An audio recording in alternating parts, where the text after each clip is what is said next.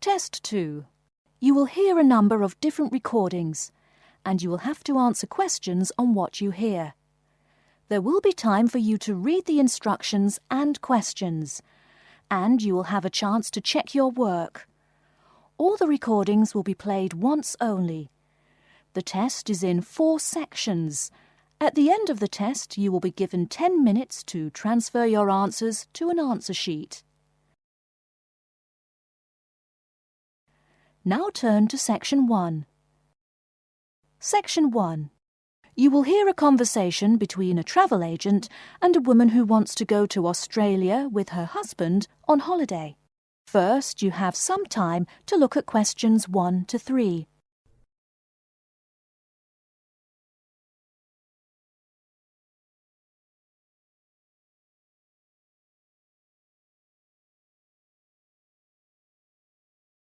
You will see that there is an example which has been done for you.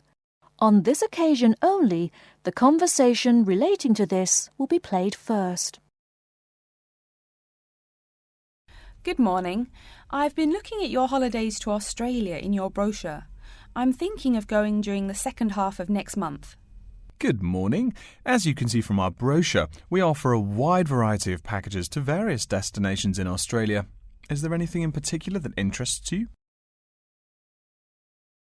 The woman says that she has been looking at the holidays to Australia in the brochure. So, brochure has been written in the space. Now we shall begin. You should answer the questions as you listen, because you will not hear the recording a second time. Listen carefully and answer questions 1 to 3. Good morning. I've been looking at your holidays to Australia in your brochure. I'm thinking of going during the second half of next month. Good morning. As you can see from our brochure, we offer a wide variety of packages to various destinations in Australia. Is there anything in particular that interests you? Yes, my husband and I are very interested in the holidays in the outback.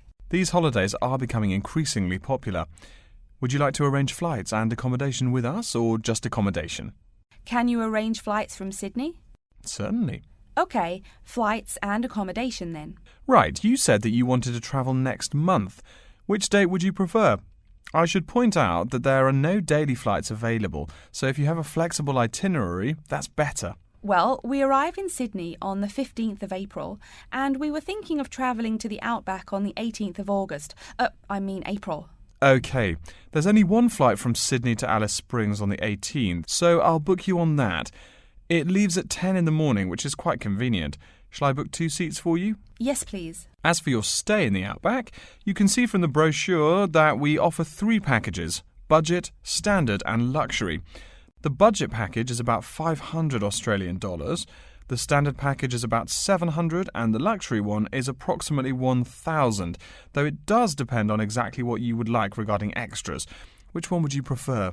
Well, we can't decide between the budget and standard options. Well, actually, just looking at my computer here, on the date that you want to fly into Alice Springs, there is no standard accommodation available. It's fully booked, I'm afraid. That's okay.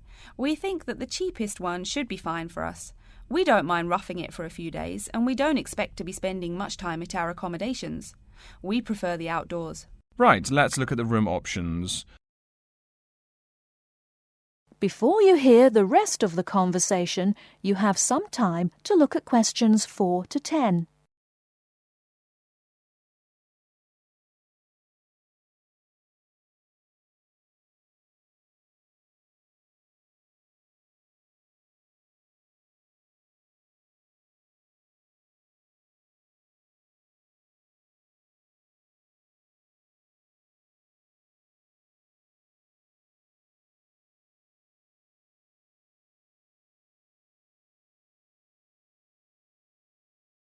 Now listen and answer questions 4 to 10.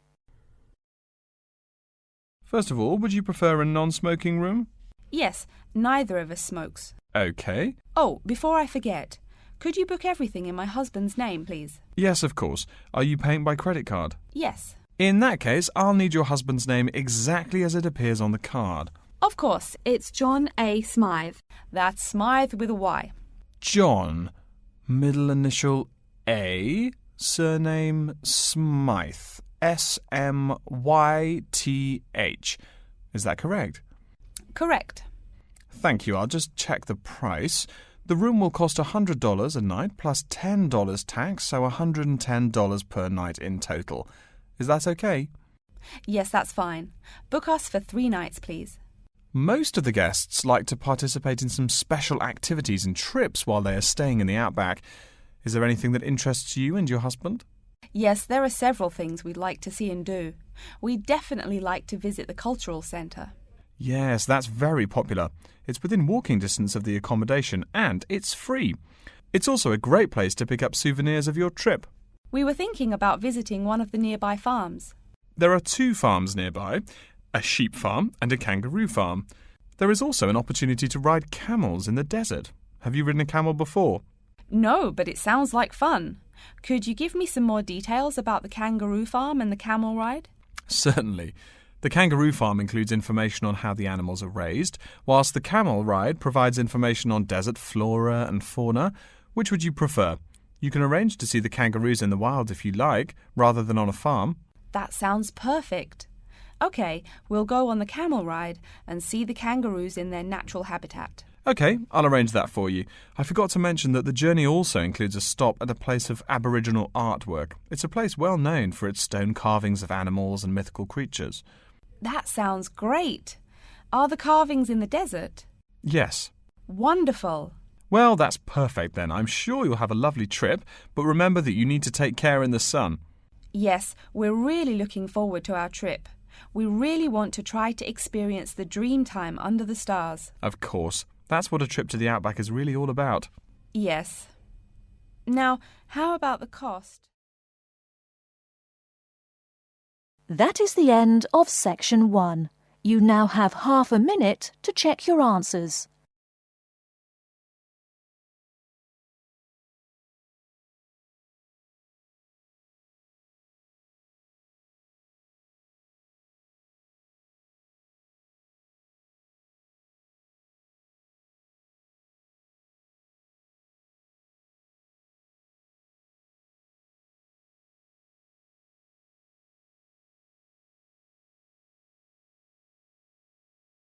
Now turn to section 2.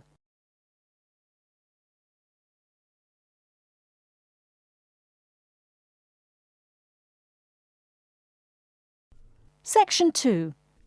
You'll hear an announcement which is looking for some volunteers. First, you have some time to look at questions 11 to 15.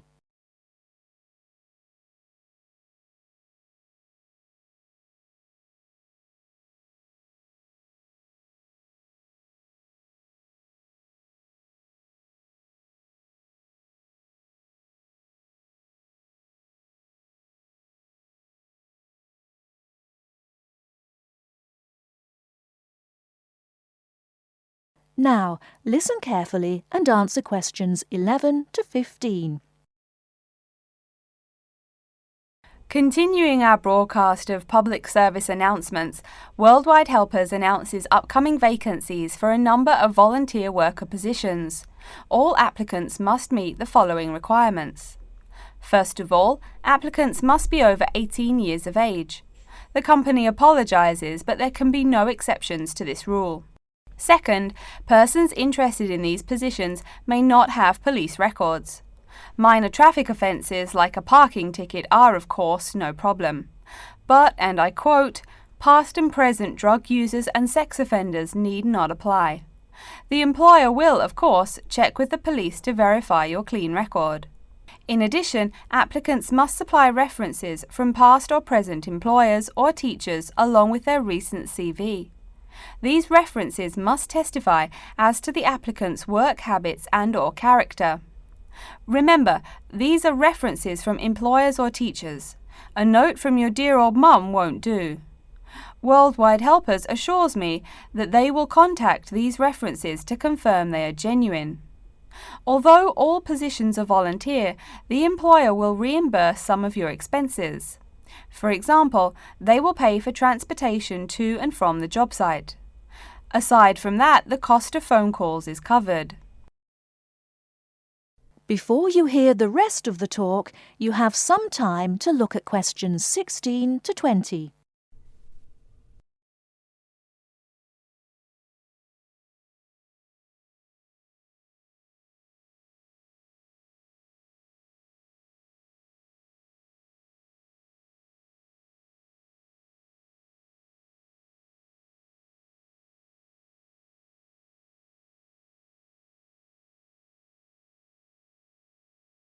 Now listen and answer questions 16 to 20. As for the positions themselves, there are 3 types. The first involves assisting persons confined to wheelchairs. For this position, volunteers must be physically fit and in excellent health. They must be able to lift at least 150 pounds.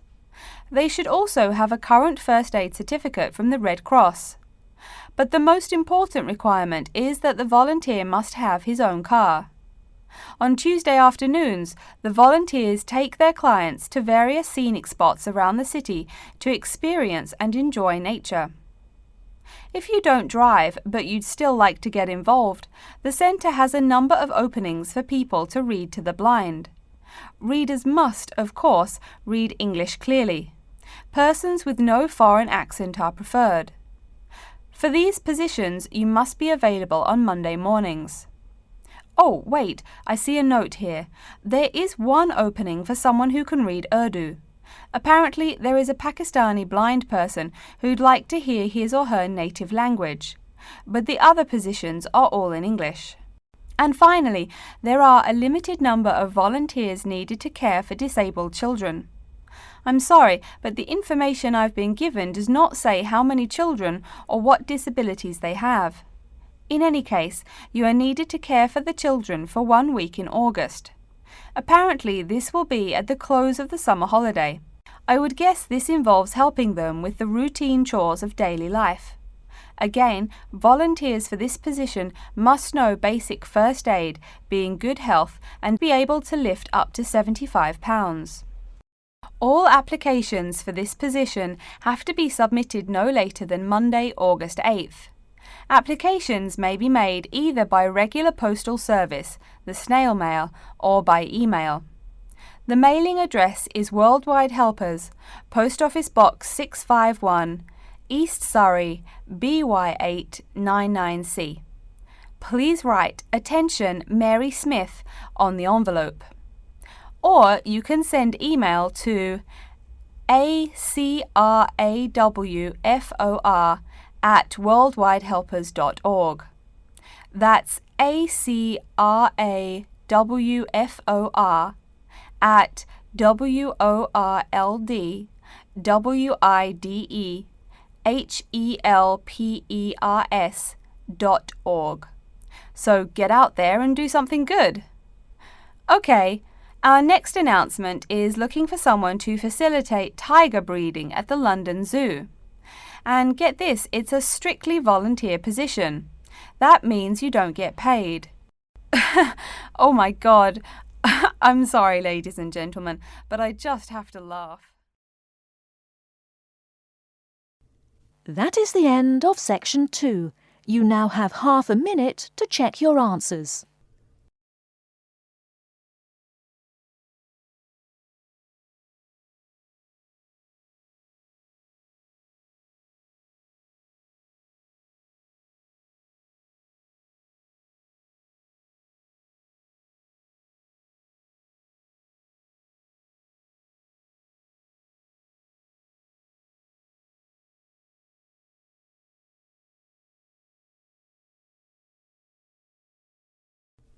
Now turn to section 3. Section 3. You will hear a student called Pete talking to his classmate Dave about the presentation that he will give on environmental science. First, you have some time to look at questions 21 to 25.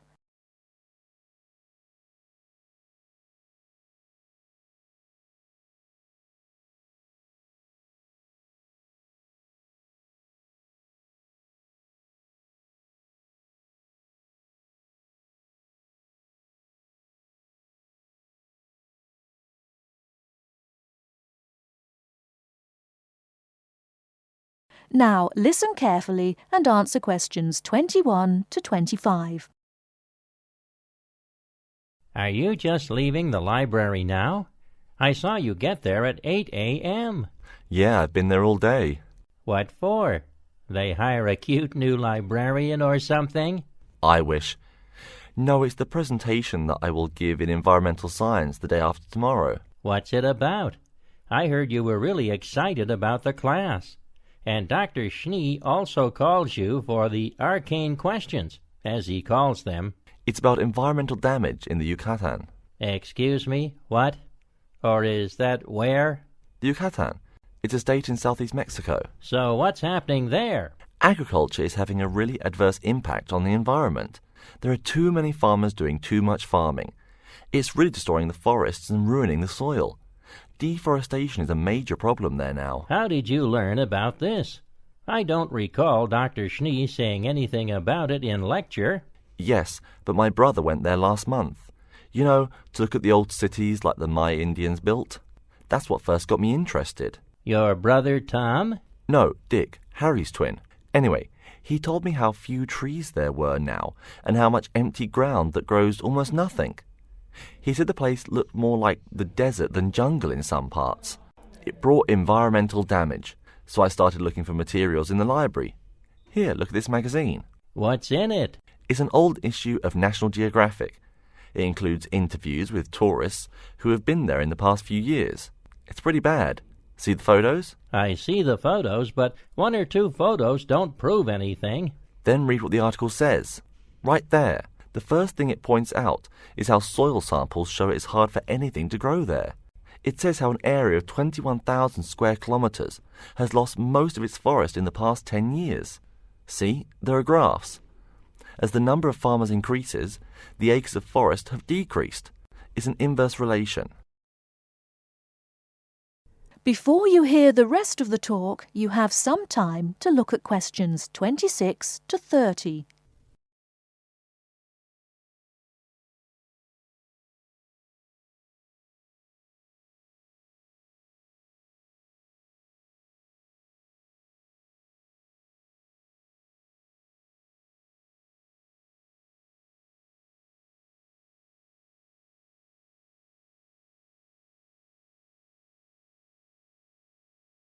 Now listen and answer questions 26 to 30. So, how big is that state? I'm sorry, but I've never really learned the metric system. It's bigger than the state of Massachusetts. That's shocking. Anything else? There's lots of else. Scientists say there's a growing area of about 10.5 square kilometers where nothing can grow at all. It's like the beginning of a desert. Oh, yes. What Dr. Schnee called desertification. But why can't anything grow there? I've never really studied soil chemistry. I'm just starting to look into that subject, but my sister Marie is a geologist, and she says the problem is that the soil has too much saline, with no plants helping to adjust the chemistry. Apparently, that's a common problem with soil types throughout the areas with rainforest. Once you lose the plant cover, it's difficult to bring it back. Reforestation is almost impossible, even if the land is not being used for other purposes. Wait a minute. What is saline? Saline is salt dissolved in water. Scientists who have gone there have taken measurements. They do this by gathering a sample of the soil and running a simple test that shows the ionization of the solution. The geology department in our own university has reviewed the soil at the site too. They're right. It looks pretty bad. The level of salinity is going up. But the plants that would solve that problem can't be planted in soil like that. There is a narrow spectrum of salinity in which the plants will grow. And once you pass the threshold, there is no way to put the problem right? Exactly. It's possible that no one can do anything to stop the trend now. And all because of human greed. Wait a second. How do you know these scientists can be trusted? What kind of reputation do they have? Are they reliable? Oh, they're definitely reliable. They include 4 members of the faculty from the geology department right here at MIT. Here, study these photographs and check the damage yourself. That's what Dr. Horst, who wrote the book here, did. He's newly appointed, but Dr. Schnee said that he's brilliant. So, where are you going now? I'm headed over to the geography department to borrow a map for my presentation. You know, this whole problem could have been avoided. The farmers there in the Yucatan. Pete, What? go take a break. Leave some studying for the rest of us. That is the end of Section 3. You now have half a minute to check your answers.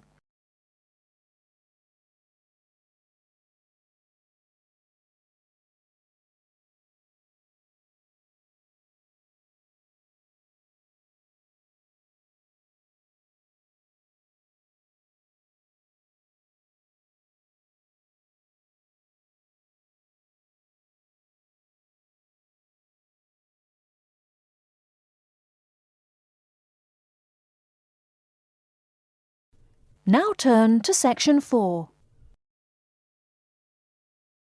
Section 4. You will hear a lecture's introduction to Insect Biology 101. First, you have some time to look at questions 31 to 40.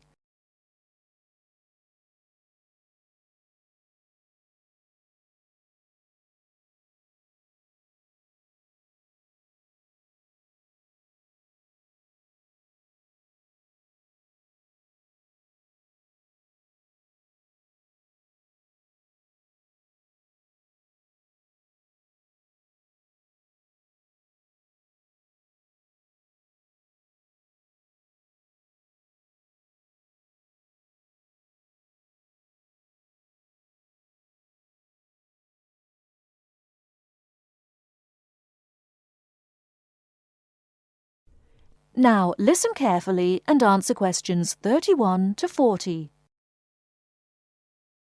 Good afternoon and welcome to Insect Biology 101. I'd like to begin this course with a few remarks about good insects and bad ones.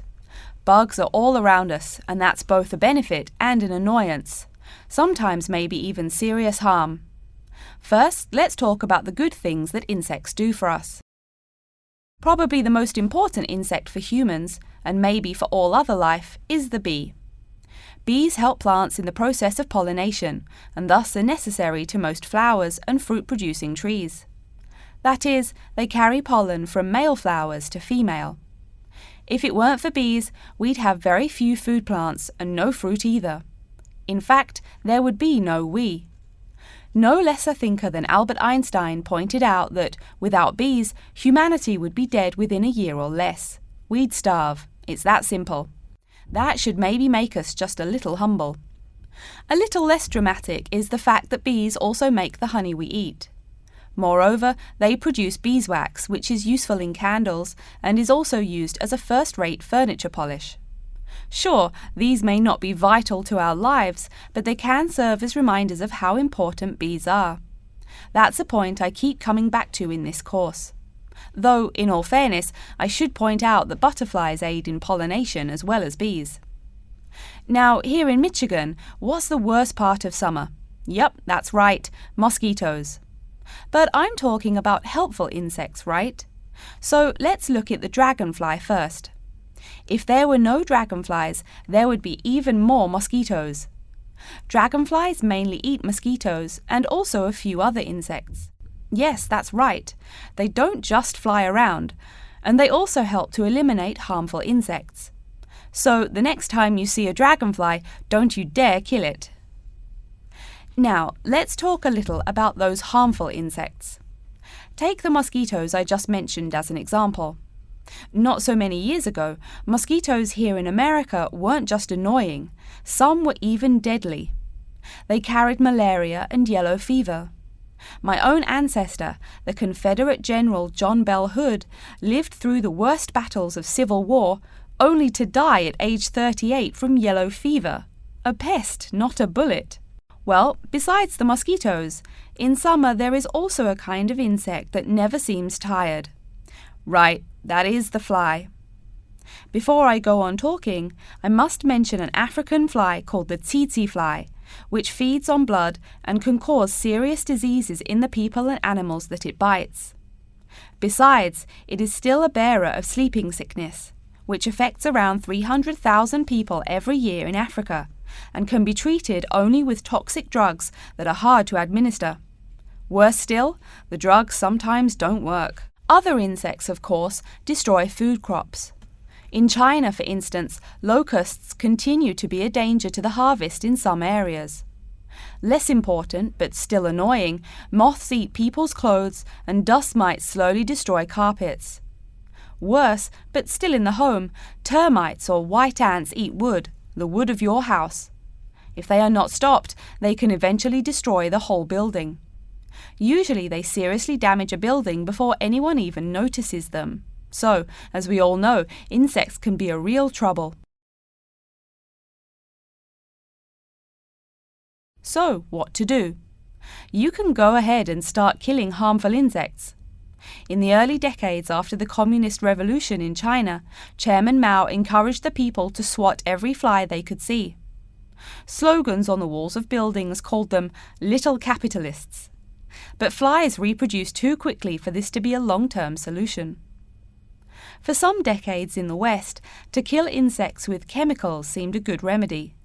Unfortunately, chemicals can only be used in a limited area for a limited time. It's a small-scale solution. The insects come back. Worse still, some of the poisons used, like DDT, were found harmful to the environment. Many kinds of wildlife, like hawks, were harmed. And people in chemical-using rural areas have one of the highest rates of liver cancer in the world. It's no secret that chemicals remain harmful to humans. Like all species, insects adapt to their changing environments at an amazing rate. When a new chemical is introduced to their habitat, the insects that survive are generally the ones with some way of resisting the harmful effects. They then breed with the other survivors, and just like that, insects become resistant to most poison in a few generations. An insect generation, remember, is a couple of months at most. So again, we have to ask, what to do? Well, there are biological solutions. Some of these are pretty simple. One is destroying the insect's habitat. You take away their home or food. Cleaning your kitchen is the best way to prevent roaches. No garbage, no food. Getting rid of marshes and swamps eliminates mosquitoes. Other solutions might include bringing in dragonflies or bats in areas where mosquitoes are many. This is a cheaper alternative to chemicals. Biological methods like this also bring no extra pollution to the environment. But you have to be careful. If you change the environment too much, you might be hurting other forms of life accidentally.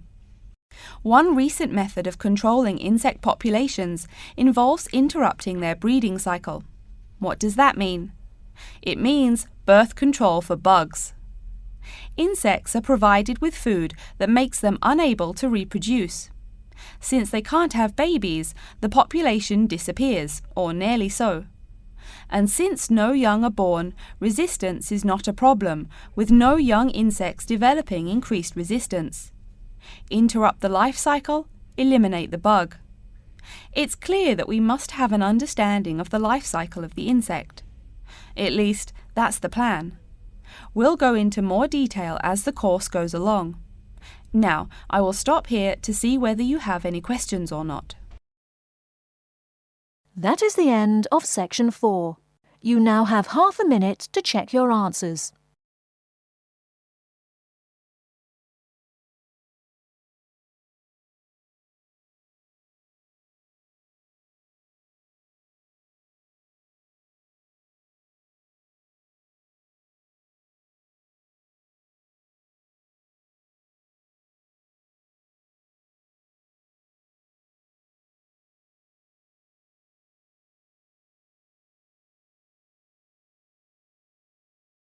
That is the end of the listening test.